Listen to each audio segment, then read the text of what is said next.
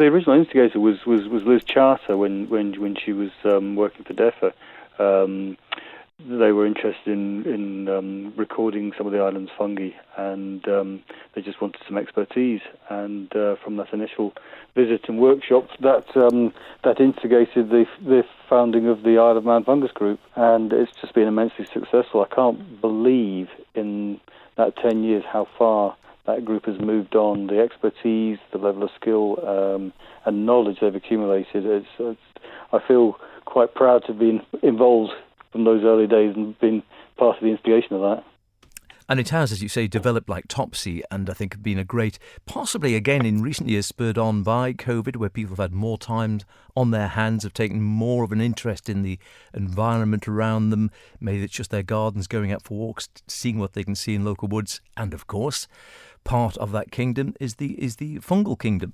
Fungi are complex organisms, but that doesn't mean to say they're complicated to look at and enjoy. I mean, they're there for everybody. They are the drivers of our ecosystems, and although we can only see them sort of mostly at a very short interval over the autumn, they are actually fungi all year round, but they tend to fruit most commonly in the autumn, often sort of triggered by trees and beginning to store sugars down to their root systems, and plants dying back in the autumn, leafless and vegetation falling onto the ground, so offering an abundance of nutrition. So the fungi feel they can expend a bit of energy, producing reproductive structures, which we know is mushrooms and toadstools. We've got a presentation that will be discussing the importance of mycorrhiza. The mycorrhiza refers to the relationship between plants and fungi. Nearly all plants and fungi, plants depend on fungi to be able to uptake the nutrients they need to be able to grow. And with the amount of pressures we have at the moment to deal with climate change, there's a lot of pressure to plant trees, and we're in an awful hurry to try and react to climate change.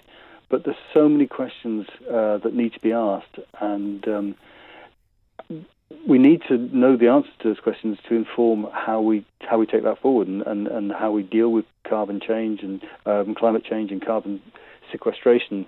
The right trees need to be planted in the right place with the right fungi, and so what I'm talking about is really, first of all, explaining that relationship between plants and fungi, and then looking at which types of fungi associate with which types of plants, and their roles within the ecosystems and their importance in the ecosystems and the importance of the soil health. Will hopefully just sort of make the general sort of someone who is generally interested in fungi, just make them a little bit more aware of what these organisms do, and it should be accessible to everyone, I would hope. We've got some forays where we'll be going out into the woods and looking at fungi. That's probably my favourite part of the weekend, and that again should be open to everybody, adults and young people as well. There's always a fascinating amount of fungi to see.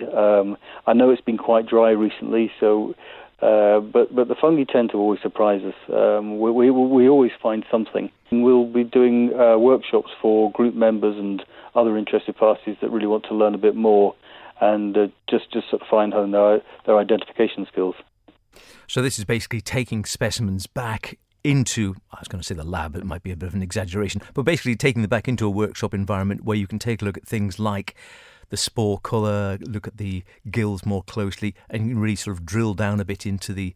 You can do an awful lot, I think, in the field, but this is really, if you really want to get down to looking at the minutiae, I guess, of identifying and enjoying and seeing the beauty as well in the small scale of these fruiting bodies.